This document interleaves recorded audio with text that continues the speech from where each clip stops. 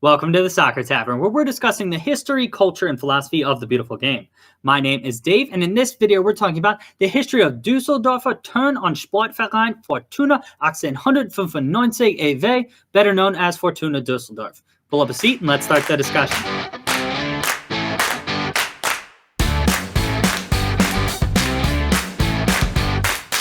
Fortuna is located in the northern, slightly western part of the city of Düsseldorf. Düsseldorf is located in the western part of Germany. The club currently play in the Bundesliga, and its home ground is called the E-Spirit Arena. The stadium opened in 2004 and holds a little less than 55,000 people. The club was officially founded as a gymnastics-only club on May 5, 1895 in a town called Flingern, which is now part of the city of Düsseldorf. The club's original name was Turnverein Flingern 1895. Completely separate from this club, two other clubs were formed in the Düsseldorf area in the early part of the 1900s. Düsseldorfer Fußballclub Spielverein was created on May 1st, 1908, and Fußballclub Alemannia 1911 was created in May 1911. Fußballclub Alemannia 1911 would rename itself to Fußballclub Fortuna 1911 in 1912. The name Fortuna came from a local bakery in the neighborhood of Flingern.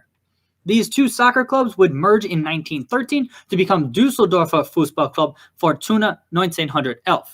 Finally, on November 15, 1919, the Turnverein Flingern 1895 club merged with the Düsseldorfer Fußballclub Fortuna 1911 and became the club's current name of Düsseldorfer Turn on Sportverein Fortuna 1895. Though Fortuna can rightly claim it has existed as a club since 1895, the soccer portion of the club has only been around since 1908. The club has two straightforward nicknames. The first is F95 in German or F95 in English. It is an abbreviation for the club with the F standing for Fortuna and the 95 standing for the club's founding year. The other nickname of Die Flingeraner means the people from Flingern, which we've already discussed is the neighborhood where the club was founded. Though the club's home stadium is no longer located in this neighborhood, the club still maintains this nickname. Like most German soccer crests, Düsseldorfer's crest is relatively simple, but it has evolved a bit over the years. The first time a logo resembling the current logo was used was noted to be December 11, 1920.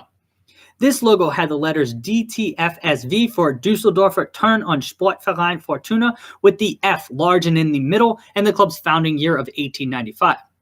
The colors of red and white for the club can be traced back to the two original soccer clubs of FK Spielverein and FK Alemannia, who we've already mentioned, and both of them played in red and white striped kits.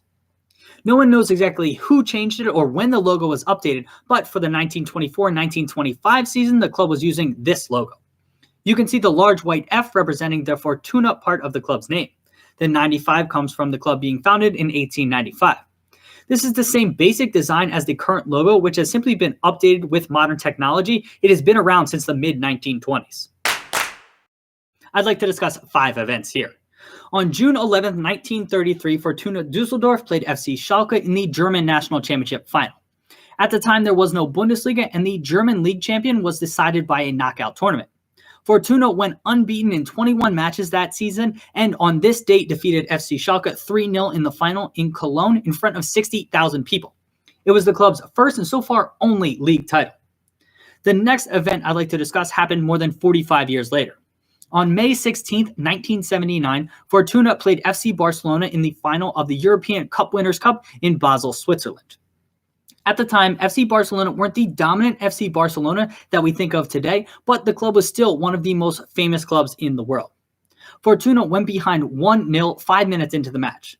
They fought back to level before Barca took the lead yet again. Fortuna equalized and the match went to extra time 2-2. Barca scored 2 goals in extra time to go up 4-2. Fortuna fought back to make it 4-3 but simply couldn't get a late tying goal. Even though Fortuna lost the match, this is considered one of the best performances in the club's entire history. These next 2 events are happier from a Düsseldorf perspective. The first event happened a month after that loss to Barcelona that we just discussed. On June 23, 1979, Fortuna Düsseldorf beat Hertha Berlin 1-0 in the final of the DFB Pokal to win its first German Cup in the club's 6th final appearance. Up until that point, Fortuna had a reputation for being a great cup team until it got to the final. In this match, the club finally got over the hump and won the DFB Pokal for the first time. The club followed it up by winning their second consecutive DFB Pokal final 1 year later on June 4th, 1980. Fortuna beat FC Cologne 2-1 in the final this time. This is the club's last major trophy victory. And the last event I want to mention happened on April 28th, 2018. The club beat Dynamo Dresden 2-1 in the third to last match of the Zweite Bundesliga season, so the second division. This victory secured the club's promotion back to the Bundesliga for the fifth time in its history. The club hasn't had much top flight success or even experience playing in the top flight recently, but the city of Düsseldorf is one of the largest in Germany. That enables the club to nowadays regularly fill its almost 55,000-seater stadium, even whilst it played in the lower divisions. That wasn't always the case, and support for the club ironically greatly increased when it dropped to the fourth division in 2002.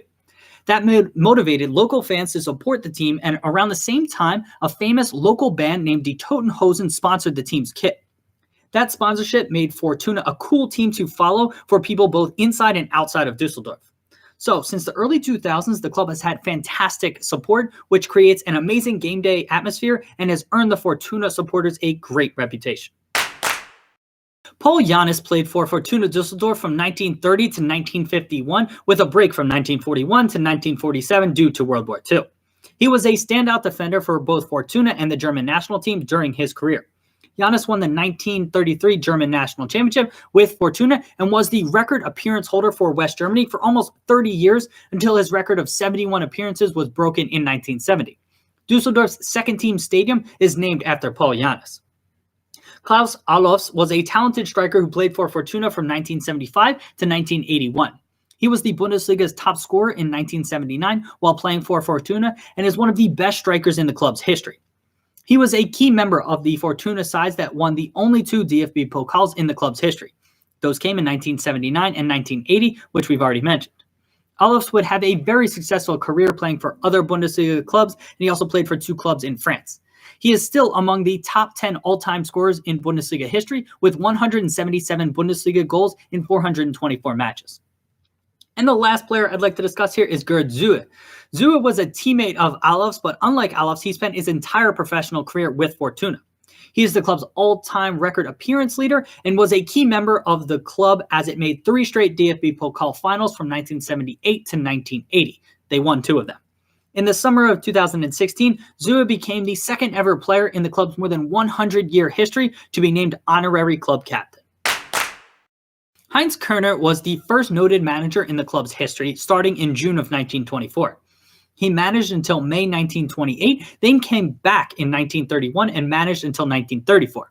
Kerner was manager in charge of the club for its first and only national championship, which came in 1933. He'd have a couple other short stints with the club in the late 30s, early 40s, and early 50s, but his greatest achievement was the 1933 national championship. It's tough to really find other great managers in the club's history. Hans-Dieter Tippenauer deserves mention as he was in charge of the club for the 1979 European Cup Winners' Cup final loss to Barca, and then the 1979 DFB Pokal victory over Hertha that we've already discussed. But Tippenauer left the club after a short stint, and Otto Rehhagel was in charge of Fortuna when they won the 1980 DFB Pokal. Both deserve mention, but aren't exactly legendary managers at the club. The last 2 managers I'd like to quickly mention here are Kuno Klötzer and Alexander Ristig. Each had 2 separate stints with the club and each managed the club for about 8 years in total.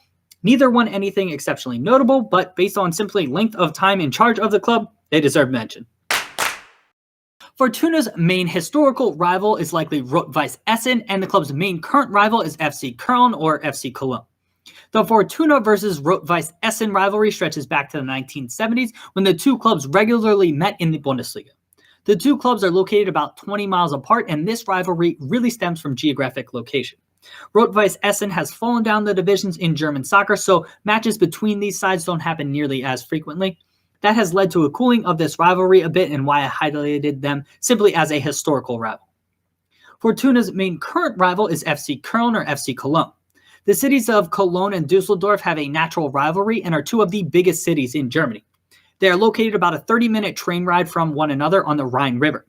In the 1970s and early 1980s, Fortuna became a Bundesliga mainstay and competed for trophies along with places at the top of the Bundesliga table. Köln was also a successful club at the time, which helped develop this rivalry. Unfortunately, Köln's main rival is Borussia Mönchengladbach, which dissipates this rivalry a bit, but Köln is Fortuna's main rival, at least from the Fortuna perspective. The stats and records we're about to discuss here are as of October 2019, which is when we are recording this video. Fortuna Düsseldorf has played 25 seasons in the top flight in its history. The club has 3 major trophies, including 1 German national championship in 1933 and 2 DFB Pokals or German Cups in 1979 and 1980. Fortuna's record first-team appearance holder is Gerd Zühe with 529 first-team appearances in competitive matches. He made an additional 31 appearances in a tournament called the Inter Toto Cup, which was a summer club tournament, and some people don't consider this to be official appearances. If you want to include those matches, he made 560 appearances. I'll leave it up to you to decide what Zühe's appearance record actually is. The club's record goal scorer is Peter Meyer with 98 first-team goals. Fortuna's record transfer purchase was David Kaunaki from Sampdoria in Italy for a fee of about 7.5 million euros. Kaunaki was on loan at Fortuna Düsseldorf, and as part of the loan agreement, if he made 4 appearances, he would be permanently transferred. This happened officially on September 22nd, 2019. The deal will officially become permanent on January 1st, 2020 when the transfer window opens. And the club's record transfer sale was Benito Raman to FC Schalke on July 5th, 2019 for about 6.5 million euros. And one last interesting fact about the club, Fortuna consecutively lost its first 6 cup final appearances across the DFB Pokal and European Cup Winners' Cup. 5 of those 6 losses were defeats by only a single goal. Though Fortuna is in the club's name, it hasn't always had the greatest amount of luck. Hopefully this changes as the club looks to reestablish itself in the Bundesliga. So there you have it, a bit of history on Fortuna Düsseldorf. Let's continue the discussion in the comment section below the video. Thanks for stopping by the Soccer Tavern. Hope to see you again soon. Prost!